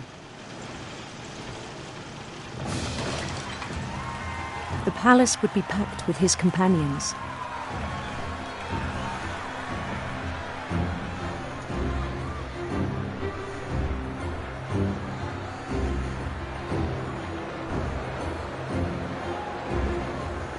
Including the wise Calico who'd insisted on advising him.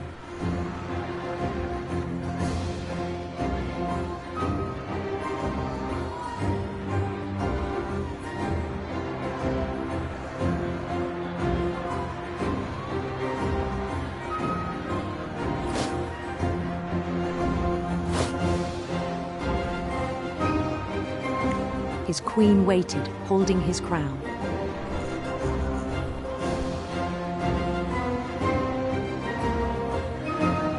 There was only one thing left to do.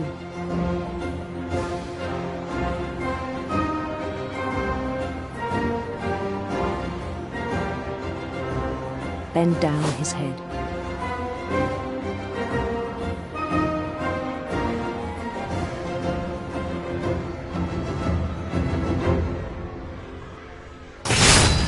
And the rest I think you know. Mrs. Finch, your son was a kind man who will be missed by all of us who knew him.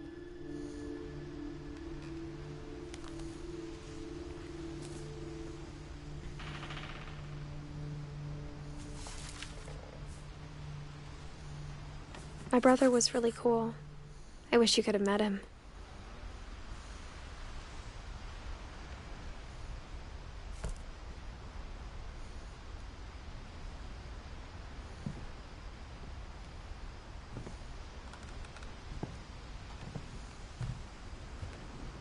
Det var da den siste Finches. Bortsett fra selvfølgelig Edith Finch, som fortsatt lever. On the way back from Lewis's funeral, my mom told me to start packing. She waited until the day before we left to tell Edie. I'm not sure if she wanted to make it easier or harder.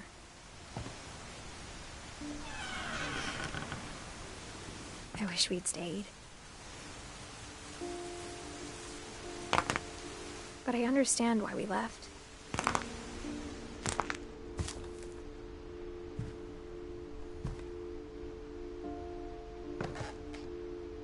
My mom ended up leaving everything behind.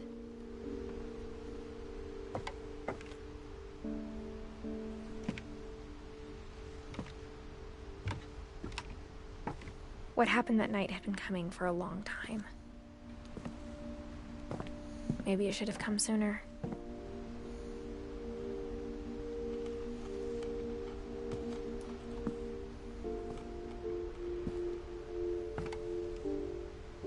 But it had to end one way or another. All that's left now is to tell you about that last night.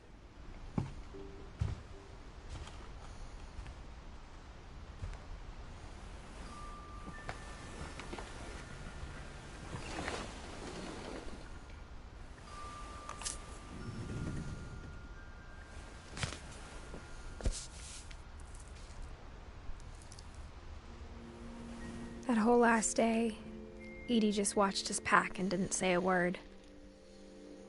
Until supper, when she raised her glass and said, to our final night together, and all our final nights apart. Grandma, you know what I said about alcohol. Some of your medications are very Edith, specific. I left a present for you in the hallway. Why don't you go open it? The grown-ups have to argue now. I'm sorry, you're right. We're all leaving tomorrow. Let's just enjoy our last... I'm not leaving. Edith, you're excused.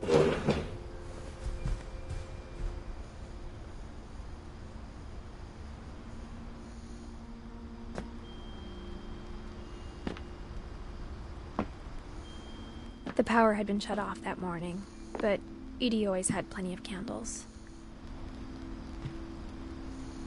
When my mom sealed the library, I don't think she knew about the other entrance.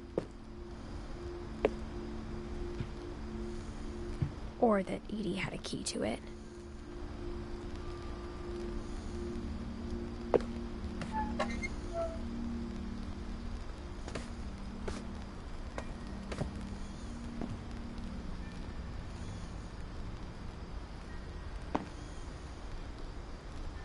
That thing you're afraid of isn't going to end when you leave the house. Edith has a right to know these stories. My children are dead because of your stories. I think it's best if Edith and I leave tonight.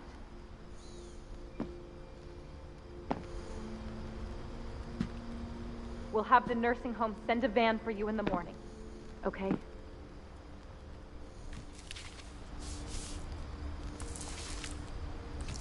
Dear Edith, there's so many stories I wish I could tell you, but there's only time for one. This is about what happened on the night you were born. That night, the tide went way, way out. It was the first and last time I ever saw the old house aground. There'd been an earthquake out in the middle of the ocean. They called it the lowest tide in 1,000 years. God, it smelled awful. You know, I've seen that house every day of my life.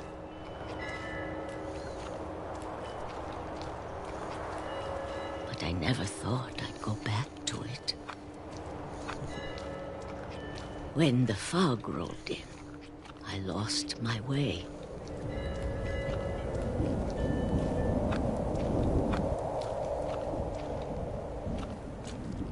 I got turned around.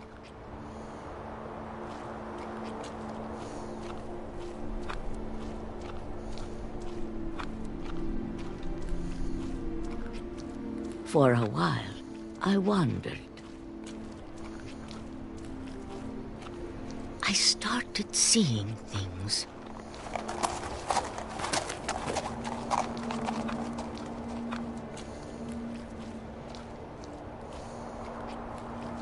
Things I'd forgotten had ever existed.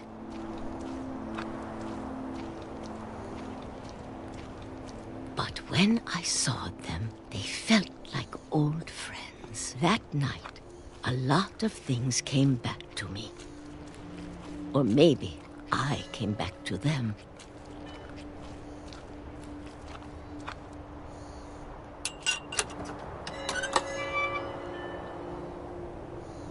Things I can't explain, but that I need you to try and... Edith, what are you doing in here? It's mine. Edith! Mom, you're gonna rip it! Let go! I kicked and screamed, but Mom dragged me to the car. I never saw Great-Grandma Edie again. The next morning, the van came to pick her up, but she was already gone. After that, we moved around a lot.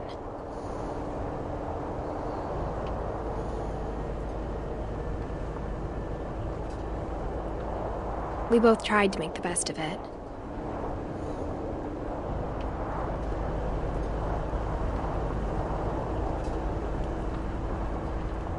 A few years went by.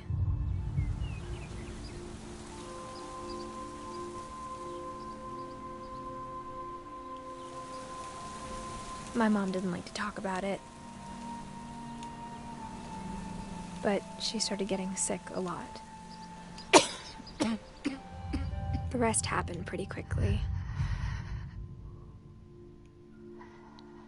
She got better for a while, and then she didn't.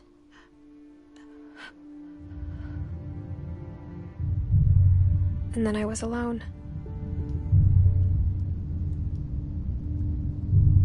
The last Finch left alive.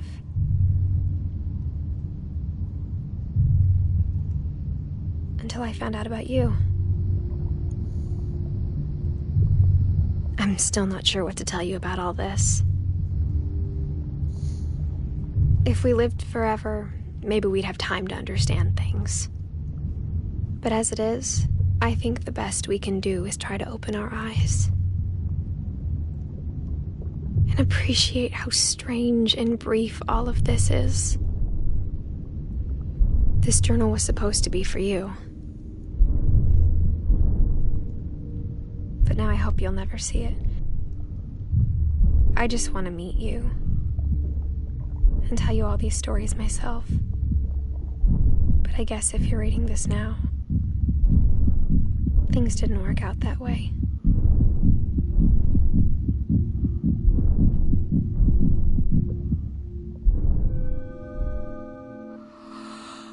This is where your story begins. I'm sorry I won't be there to see it. It's a lot to ask, but I don't want you to be sad that I'm gone. I want you to be amazed that any of us ever had a chance to be here at all. Good luck.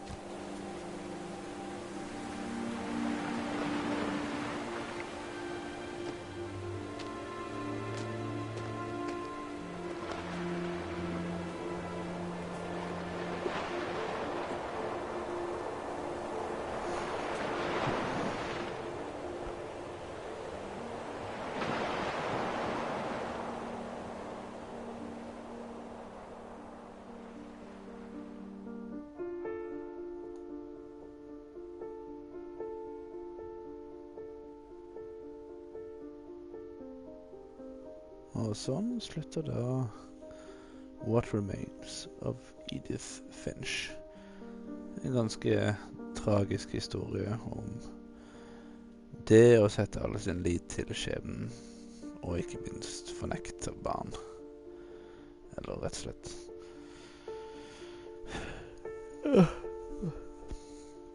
neglisjering av barn. Så mange liv som går tapt bare fordi man ikke passer på.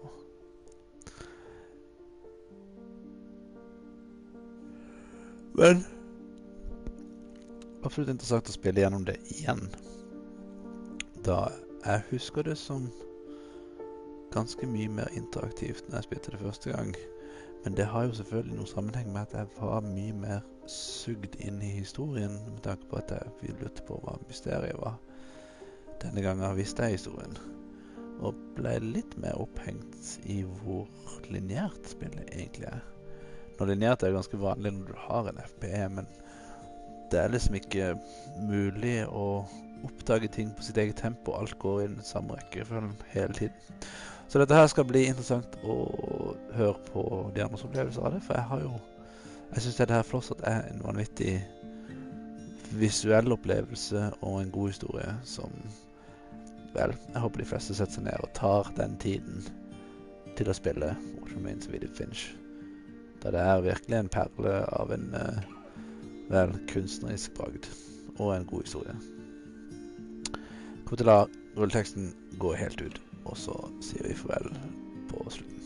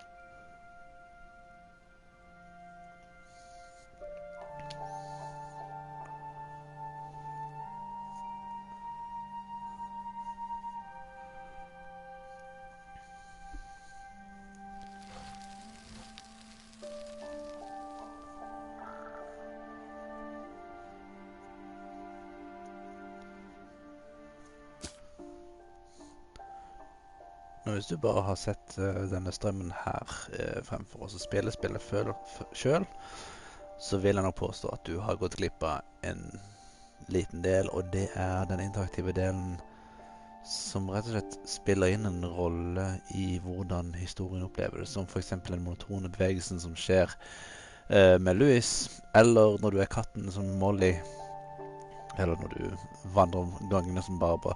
Det er noe med det interaktive som gjør historiefortellingen helt unik. Det at du kan nesten ikke bare lave det her om til en enkel historie, sånn sett. Water Minutes og Edith Finch er fortsatt en perle av et indie-spill som ligger ganske høyt på lista mi når det gjelder FP-spill, generelt sett. Tusen takk så mye for alle dere som har nå sett på opptakene, tipper jeg, for jeg tror kanskje det er vel 1 eller 2 av dere som er her nå, men ikke så mye interaktivitet på chatten. Det blir litt spennende å se hva som skjer på Twitch her etter hvert. Men takk så mye for at dere ser på. Jeg vet ikke hvordan gir man en tommel opp på Twitch? Jeg er ikke sikker, men jeg kommer nok uansett til å legge denne her videoen også ut på min YouTube-kanal. Og der sier jeg bare tusen takk så mye for at du så på. Husk å gi videoen en liten tommel opp, og hvis du likte den, abonner igjen på kanalen. Og så snakkes vi igjen neste gang.